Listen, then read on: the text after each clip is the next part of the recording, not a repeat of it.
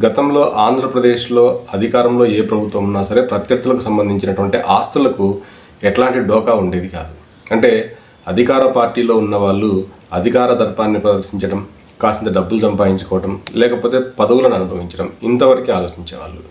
అయితే ఈసారి కూటమి ప్రభుత్వం అధికారంలోకి వచ్చిన తర్వాత అధికార పార్టీ నాయకులు అటు అధికారంలో లేని వైసీపీ నాయకులకు సంబంధించినటువంటి ఆస్తులపైన దాడి చేయడం, విధ్వంసం సృష్టించడం, అట్లాగే మనుషులపైన కూడా దాడి చేయడం అనేటువంటి ఒక కొత్త పంతాన్ని ఎంచుకున్నట్టుగా అర్థమవుతుంది. ఇది ఎందుకు జరుగుతుంది అనేది కూడా అర్థం కావడం లేదు. అంటే దీనికి వివిధ కారణాలు ఉండొచ్చు. అయితే ఇది వాంఛనీయం కాదు. అంటే ఏ రాష్ట్రంలో అయినా కూడా శాంతి భద్రతలను కాపాడడం అనేది ప్రభుత్వం యొక్క ముఖ్యమైనటువంటి విధి. ఈ మధ్య గమనించాం, తిరుపతిలో కూడా డిప్యూటీ మేయర్ ఎన్నిక సందర్భంగా అక్కడ ఒక కార్పొరేటర్కి సంబంధించినటువంటి ఒక భవనాన్ని కూల్చివేసి అతన్ని అధికార పార్టీలోకి తెచ్చుకొని అక్కడ డిప్యూటీ మేయర్ సీట్ని కూటమి ప్రభుత్వం గెలుచుకుంది.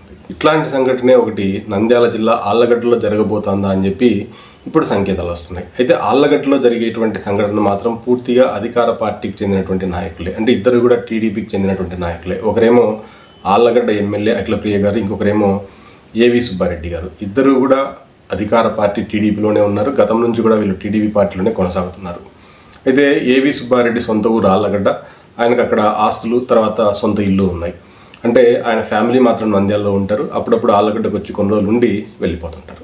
అయితే ఆళ్లగడ్డ ఎమ్మెల్యే అఖిలప్రియ గారు మాత్రం ఏవి సుబ్బారెడ్డి పైన కారాలు మిరియాలు నూడుతున్నట్టుగా తెలుస్తుంది. అంటే గతంలోనే వీళ్ళిద్దరి మధ్య పచ్చగడ్డి వేస్తే బగ్గుమనే పరిస్థితి ఉంది. భూమా నాగిరెడ్డికి సంబంధించినటువంటి ఆస్తుల వివరాలను ఏవి సుబ్బారెడ్డి చెప్పడం లేదనే ఒక కారణం కావచ్చు, అట్లాగే రాజకీయ వైరం కావచ్చు. వీళ్ళిద్దరి మధ్య కూడా కొంత మనస్పర్ధలు, తగాదాలు ఉన్నాయి. అయితే ఈ క్రమంలోనే ఇప్పుడు ఆళ్లగడ్డలో ఎమ్మెల్యేగా ఎన్నికైనటువంటి అఖిలప్రియ గారు ఏవి సుబ్బారెడ్డికి సంబంధించినటువంటి ఒక ఇల్లు, అంటే ఆళ్లగడ్డ మెయిన్ రోడ్లో శివాలయం దగ్గరగా ఉన్నటువంటి ఒక ఇల్లు రోడ్డును ఆక్రమించి కట్టారు అని చెప్పి ఆ ఇంటిని కూల్చాలి అని చెప్పి మున్సిపల్ అధికారులకి హుకుం జారీ చేశారు. అంతేకాకుండా ఆమె ఆ ఇంటి వెనకే తిష్ట వేసి దాన్ని కూల్చాలని చెప్పి పట్టుబట్టారు. ఈ సంఘటనలన్నీ గమనించినటువంటి ఆళ్లగడ్డ పోలీసులు మాత్రం అక్కడ భారీ ఎత్తున మోహరించి ఎట్లాంటి గొడవలు జరగకుండా పహారా కాస్తున్నారు. అయితే ఇక్కడ అఖిలప్రియ గారు మాత్రం ఏవి సుబ్బారెడ్డి ఆళ్లగడ్డలో ఉండకూడదు, నంద్యాలకు వెళ్ళిపోమని చెప్పండి అని చెప్పి గట్టిగా పట్టుబడుతున్నారు. అయితే ఆళ్లగడ్డకి కొత్తగా వచ్చినటువంటి డిఎస్పీ మాత్రం ఆ పని నేను చేయలేను, ఎందుకంటే భారతదేశంలో పుట్టినటువంటి పౌరులు ఎవరైనా సరే భారతదేశంలో ఏ రాష్ట్రంలో ఏ ఊర్లో ఎక్కడైనా ఉండదు, ఈ పని నేను చేయలేనని చెప్పి ఆయన చేతులు ఎత్తేశారు. అయితే అఖిలప్రియ మాత్రం ఏవి సుబ్బారెడ్డికి సంబంధించినటువంటి ఇంటి వెనకే తిష్ట వేసుకొని ఆ ఇంటిని కూల్చాల్సిందే అని చెప్పి ఇవాళ పట్టుబట్టి అక్కడే కూర్చున్నారు. దీంతో అటు మున్సిపల్ శాఖ అధికారులు, ఇటు పోలీస్ అధికారులు ఏం చేయాలో దిక్కుతోచక జుట్టు పుక్కింటూ కూర్చున్నారు. అంతేకాకుండా ఏవి సుబ్బారెడ్డి గారు మాత్రం ఈ ఇల్లు సక్రమంగా కట్టాం, ఎట్లాంటి ఆక్రమణలో కట్టలేదు, దాంతోపాటు మేము హైకోర్టు నుంచి ఇంటర్మ్ ఆర్డర్స్ కూడా తెచ్చుకున్నాము, ఎట్లాంటి కూల్చివేతలు ఇక్కడ జరగకూడదు అని చెప్పి ఆయన గట్టిగా చెప్తున్నారు. అధికార పార్టీలో ఉన్నటువంటి నాయకులు తమ అనుమతి లేకుండా తమ ఊర్లో, తమ నియోజకవర్గంలో వేరే పార్టీలకు సంబంధించినటువంటి నాయకులు ఉండకూడదని అనుకోవడం మాత్రం చాలా పెద్ద పొరపాటు.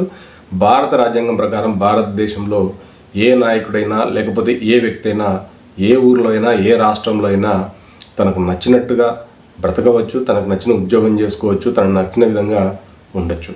అంటే తనకు నచ్చినటువంటి మతాన్ని కూడా అనుసరించేటువంటి స్వేచ్ఛ మనకు రాజ్యాంగం కల్పించింది. కాబట్టి అధికార పార్టీలో ఉన్నాం కాబట్టి మా అనుమతి లేకుండా మా ఊర్లో ఉండకూడదు అనుకుంటే అది చాలా పెద్ద పొరపాటు. కాబట్టి అధికారం అనేది శాశ్వతం అయితే కాదు. ఇంకో రోజు అంటే ఒక 5 ఏళ్ల తర్వాత 10 ఏళ్ల తర్వాత ఇంకొక పార్టీ అధికారంలోకి వస్తుంది. ఆ పార్టీ అధికారంలో వచ్చినప్పుడు వాళ్ళు కూడా మనల్ని ఇలాగే మా ఊర్లో ఉండకూడదు అంటే అది కూడా తప్పే. మనల్ని జనాలు ఎంచుకున్నారు, మనల్ని అసెంబ్లీకి పంపించారు. మనం ప్రజా సమస్యలను ఏ విధంగా తీర్చాలి, ప్రజలకు ఏ విధంగా మేలు చేయగలగాలి, ప్రజలకు సంబంధించి ఏవైనా మనం పథకాలను ఇక్కడికి తేవచ్చా, లేకపోతే మన నియోజకవర్గంలో ఏమైనా అభివృద్ధి కార్యక్రమాలు చేయొచ్చా, ప్రజలకి ఉద్యోగ అవకాశాలను మెరుగుపరచడానికి ఏమైనా కొత్త ఫ్యాక్టరీలని లేకపోతే ఇండస్ట్రీస్ని ఎలా తెచ్చుకోవాలి, అట్లాగే జీవన ప్రమాణాలను ఎలా పెంచుకోవాలి, ఇట్లా ఆలోచిస్తే బాగుంటుంది. కానీ కేవలం వ్యక్తిగత కక్షలకి, కార్పణ్యాలకి, రాజకీయాలను ఉపయోగించుకోవడం మాత్రం నిజంగా శోచనీయం. కాబట్టి ఒకే పార్టీ ఎప్పుడూ అధికారంలో ఉంటుంది అనుకోవడం కూడా పెద్ద పొరపాటు. అందువల్లే అంబేద్కర్ గారు రాజ్యాంగం రాస్తున్నప్పుడు ఎన్నికలు అనేవి ప్రజాస్వామ్యబద్ధంగా 5 ఏళ్లకు ఒకసారి నిర్వహించాలని చెప్పారు. ఎందుకంటే ఒకే పార్టీ అధికారంలో ఉన్నట్లయితే ఇట్లాంటి సమస్యలు వస్తాయి. కాబట్టి ప్రజలు 5 ఏళ్లకు ఒకసారి విచక్షణ జ్ఞానాన్ని ఉపయోగించుకొని ఎవరైతే మేలు చేస్తున్నారో వాళ్ళని ఎన్నుకోవడం అనేది పరిపాటిగా మారింది. కాబట్టి మా పార్టీ వాళ్ళ అధికారంలో ఉంది కాబట్టి మేము ఎప్పటికీ అధికారంలో ఉంటామనుకోవడం కూడా పొరపాటు. కాబట్టి ప్రజలకు ఏ విధంగా మేలు చేయాలో ఆలోచించడం అనేది ఇవాళ నాయకులు అలవర్చుకోవాల్సినటువంటి విషయం. అయితే ఇవాళ ఇట్లాంటి సమస్య ఒక ఆళ్ళగడ్డలోనే కాదు, ఆంధ్రప్రదేశ్లో చాలా నియోజకవర్గాల్లో ఇట్లాంటి పరిస్థితి ఇవాళ కనిపిస్తోంది. ఇది నిజంగా ఆహ్వానించదగ్గ పరిణామం అయితే కాదు. దీనివల్ల రాబోయే రోజుల్లో మరిన్ని కొత్త సమస్యలు ఉత్పన్నమవుతాయి.